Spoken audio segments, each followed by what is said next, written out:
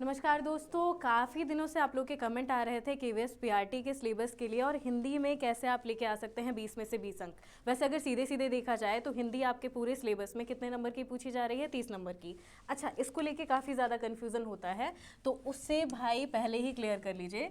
सबसे पहले आपकी सबसे ज़रूरी चीज़ क्या, हिंदी कैसे कैसे आ रही है? सबसे पहले आपका जो मूल है 10 नंबर वाली हिंदी, ठीक है, सब्जेक्ट स्पेसिफिक में वहाँ पर 10 नंबर की हिंदी भी है, 10 नंबर की अंग्रेजी भी है, ठीक है, तो उसे थोड़ा ध्यान देंगे। उसके बाद आपके मेन सिलेबस में जो कि व्याकरण है, ठीक है, आपके टीजीटी पीजीटी में तो भाई लिटरेचर पूछा जाता है, लेकिन पीआरटी में लिटरेचर का कोई भी टॉपिक नहीं रखा गया, तो पीआरटी में 20 नंबर से आपकी पूछी जाती है सीधे सीधे व्याकरण। अच्छा, व्याकरण में भी अब क्योंकि सिलेबस बदल गया है आपका 2022 से, तो 2023 में जो एग्ज़ाम आपके होंगे उसी पैटर्न पर आधारित होने चाहिए। पहले अगर आप देखें तो आपको अच्छे खासे संधि वाले प्रश्न मिल रहे थे, आपको शब्द शुद्धि वाले प्रश्न मिलते हैं, लेकिन फिलहाल एकदम सटीक से तो ये नहीं कह सकते कि हाँ ये टॉपिक आप छोड़ दीजिए, ठीक है। इसीलिए बार बार संधि वाले टॉपिक अभी भी आपको करवाए जा रहे हैं, जो आपकी मैराथन चल रही है वहाँ पर वो विषय करवाए जा रहे हैं जो इस सिलेबस में तो नहीं है, तो बाकी के 10 नंबर में वो चीज़ें आ जाएंगी। अब इसीलिए बार बार कहते हैं आपको मुहावरे पर थोड़ा ध्यान दीजिए, लोकोक्ति पर थोड़ी ध्यान दीजिए। उसके बाद आपकी जो बची संधि और समास, उन पर थोड़ा ज़्यादा जोर देकर चले। क्यों? क्योंकि बहुत आसान से विषय हैं, जितना ज़्यादा प्रैक्टिस करेंगे उतनी जल्दी से समझ में आएगा। अब इस 20 नंबर में आपको क्या करना है? बहुत आसान सी चीज़ें।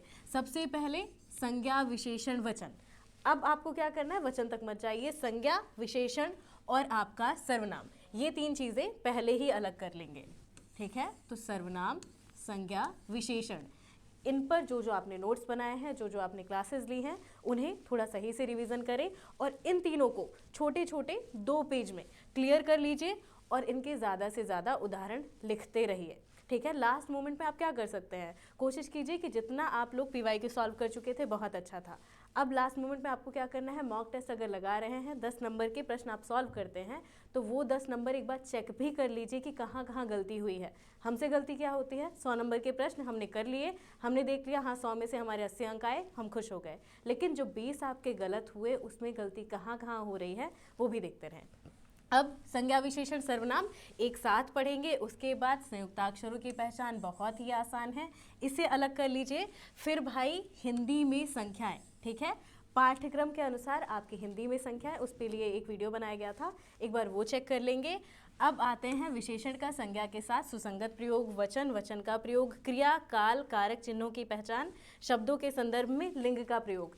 एक चीज़ समान दिखाई दे रही है, विषय वही के वही हैं, लेकिन किस हिसाब से प्रयोग किया जाएगा उनको ये दिया गया है, थोड़ा सा बढ़ाकर सिलेबस दिया गया है। सीधे सीधे रख सकता था कि हाँ संज्ञा पढ़ लीजिए, आप पढ़ लीजिए शब्दों के बारे में, आप क्रिया पढ़ लें, आप विशेषण पढ़ लें, लेकिन विशेषण ऊपर भी दिया गया, विशेषण और वचन की पहचान भी दी गई और कहा गया उनका प्रयोग भी ध्यान दीजिए।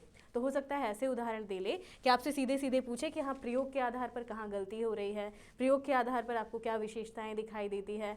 और इसके अलावा इतनी चीज़ें तो भाई आपको पूरी करनी ही करनी है। सिलेबस आप लोगों ने देखा, सिलेबस आपको समझ भी आ गया, सिलेबस के आधार पर आप पढ़ाई भी कर रहे थे जितना टाइम आपको मिला। इसके अलावा क्या करते हुए चलेंगे जो कि बहुत ज़्यादा ज़रूरी है? मॉक टेस्ट अभी भी सॉल्व कर सकते हैं, बस कोशिश कीजिए प्रश्नों की संख्या बहुत ज़्यादा ना हो। प्रश्न जैसे ही ज़्यादा बढ़ेंगे मेहनत थोड़ी ज़्यादा लगने लगेगी। उसके बाद आप क्या कर सकते हैं भाई? कोशिश करें, ठीक है, सबसे पहले कोशिश करें मॉक टेस्ट लगाते रहने की, PYQ को नहीं छोड़ेंगे, ठीक है। मॉक टेस्ट बहुत ज़रूरी है, PYQ भी ज़रूरी है। उसके साथ साथ जो आपने पहले नोट्स बनाए हैं उसे फॉलो करते रहें। नोट्स ना हम बहुत बार इग्नोर कर देते हैं। क्यों इग्नोर करते हैं? हमें लगता है कि हाँ ठीक है नोट्स बनाए, सुंदर सुंदर नोट्स बन गए, उन्हें पढ़ने की ज़रूरत क्या है? जितना ज़्यादा बार आप रिवीजन कर रहे हैं ना नोट्स को, दिमाग में बैठता जाता है।